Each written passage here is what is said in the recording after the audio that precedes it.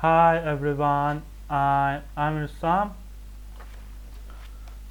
I want to show you how we can change the size of vertex bigger or smaller for a better display. Select the object, slash, tab, vertex,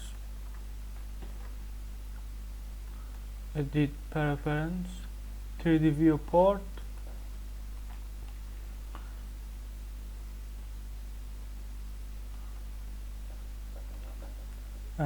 You can change all 3D viewport items,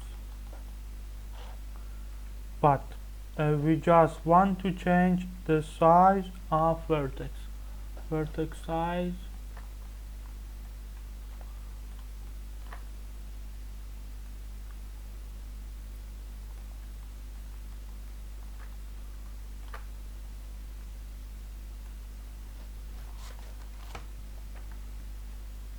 I hope you use this item tutorial.